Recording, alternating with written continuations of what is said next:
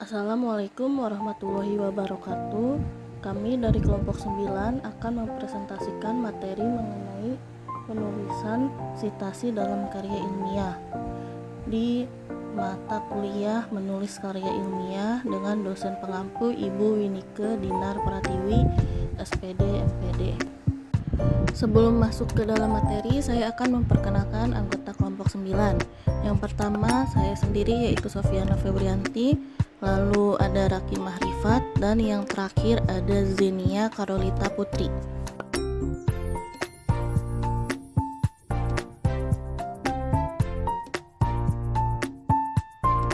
Apa itu sitasi?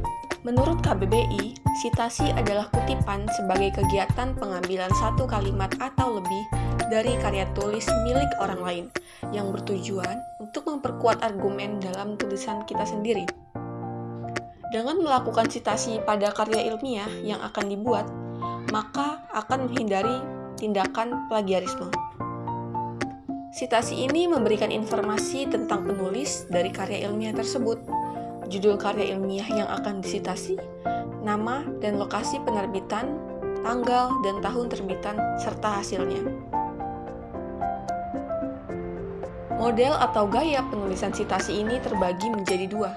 Yang pertama ada APA Stylist atau kepanjangannya American Psychological Association Stylist, dan yang kedua ada IEEE Stylist. Apa sih pemahaman dari kedua model atau gaya penulisan sitasi tersebut? Yang pertama ada penjelasan mengenai model atau gaya penulisan sitasi APA Stylist. APA atau American Psychological Association merupakan bentuk sitasi yang dikeluarkan oleh organisasi APA pada bidang psikologi dan sosial. Berikut adalah karakteristik dari APA Stylist. Yang pertama, ada daftar pustaka yang diurutkan alfabetis berdasarkan nama belakang penulis atau judul apabila tidak ada penulisnya. Yang kedua, ada nama depan penulis ditulis sebagai inisial. Lalu yang karakteristik ketiga, apabila ada penulis sama dalam daftar pustaka ditulis berurutan dari tahun yang paling lama.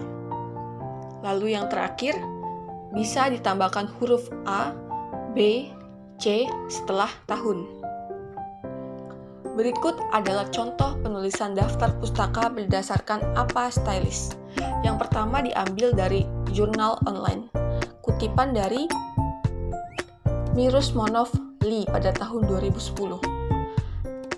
Di dalam daftar pustaka ditulis sebagai penulis, lalu diikuti dengan tahun, judul artikel, nama jurnal, volume halaman, dan kode penulisan. Atau bisa ditulis juga sebagai penulis diiringi tahun, judul artikel, nama jurnal, volume, halaman, dan ditulis akses dari URL. Berikut adalah contoh penulisannya. Dan yang kedua ada artikel, paper dalam sebuah buku yang ditulis atau dirangkum oleh editor. Ditulis dalam daftar pustaka seperti nama pengarang, diikuti dengan tanda koma yaitu tahun publikasi dan judul artikel atau paper tersebut.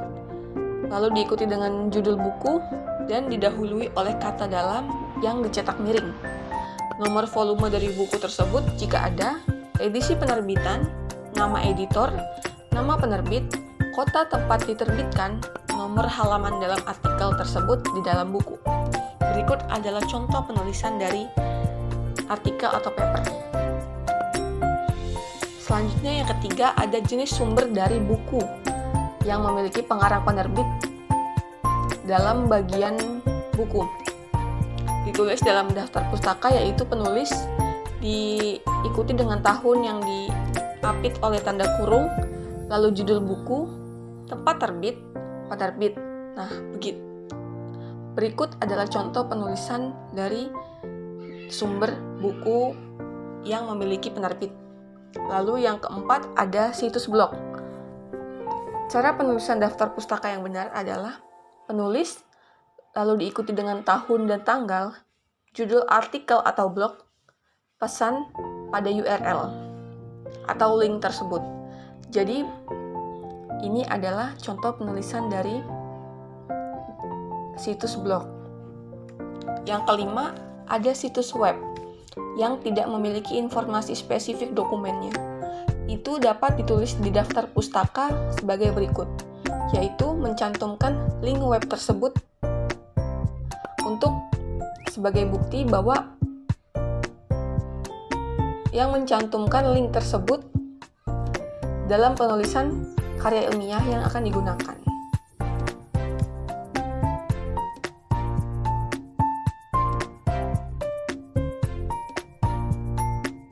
Selanjutnya, yang kedua adalah IEEE Stylist. Gaya kutipan IEEE digunakan terutama untuk laporan elektronik, teknik, telekomunikasi, ilmu komputer, dan teknologi informasi. Berikut adalah 3 bagian utama dalam IEEE Stylist. Yang pertama, yaitu nama penulis dicantumkan sebagai inisial depan nama depan, kemudian lengkap terakhir. Yang kedua, judul artikel, paten, makalah konferensi, dan lain-lain ditulis dalam tanda kutip. Yang ketiga, ada judul jurnal atau buku dicetak miring. Selanjutnya ada penjelasan dan contoh penulisan sitasi IEEE Stylist.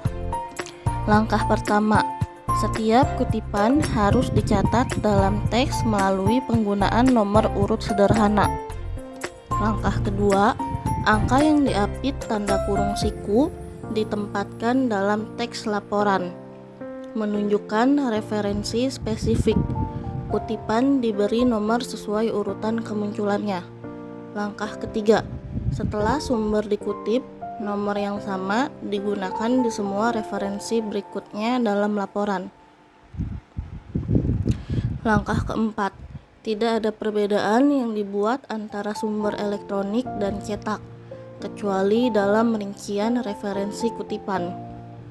Dan langkah kelima, setiap nomor referensi harus diapit dalam tanda kurung siku pada baris yang sama dengan teks sebelum tanda baca apapun, dengan spasi sebelum tanda kurung.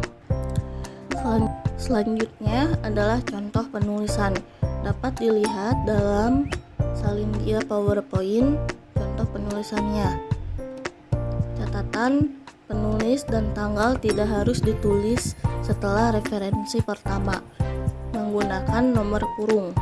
Juga tidak perlu menulis dalam kutip dalam referensi nomor 2 yang ditulis dalam kurung. Tulis saja tanda petik diikuti dengan nomor 2 yang disimpan di tanda siku kurung.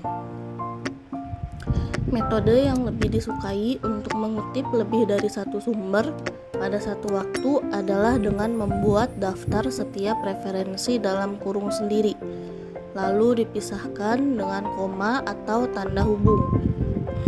Contohnya bisa dilihat, yaitu angka 1, 3, 5 yang sama-sama ditulis dalam kurung. Yang kedua, angka 1 yang ditulis dalam kurung ditulis dengan tanda hubung, yaitu angka 5 dalam kurung. Selanjutnya, contoh penulisan format kutipan sebagai pengguna terluas. Yang pertama, jenis sumbernya yaitu buku cetakan. Bisa ditulis dalam daftar pustaka dengan format penulis, judul buku, edisi, kota terbit, nama penerbit, tahun terbit, contoh penulisan. Bisa dilihat contohnya dalam PowerPoint. Catatan khusus, jika jumlah penulis lebih dari 3 orang, maka dituliskan 1 orang. Tambahkan ETA. Yang kedua, dari jurnal. Contoh penulisan standar yaitu angka 1 ditulis dalam kurung, diikuti dengan nama penulis, lalu nama judul, dan selanjutnya bisa dilihat dalam PowerPoint. Yang ketiga, sumber online. Contoh penulisan standar, yaitu penulis diikuti tahun, bulan, tanggal, lalu judul dengan edisi atau tipe media.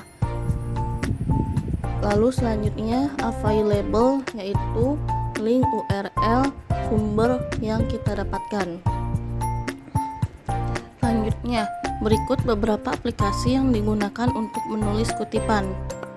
Yang pertama ada Mendeley Reference Manager, dengan bisa dikunjungi dalam situs www.mendeley.com. Selanjutnya Zotero, dengan situs www.zotero.org. Yang ketiga ada EndNote, dengan situs endnote.com. Yang keempat ada RepWorks, dengan situs www.repworks.com. Yang kelima ada Reference Manager, dengan situs www.refman.com. Dan yang terakhir ada SeatYouLike, dengan situs www.seatyouLike.org. Begitulah yang dapat kami sampaikan mengenai tentang penulisan sitasi dalam karya ilmiah. Kami dari kelompok 9 memohon maaf jika ada pengucapan yang salah. Terima kasih. Wassalamualaikum warahmatullahi wabarakatuh.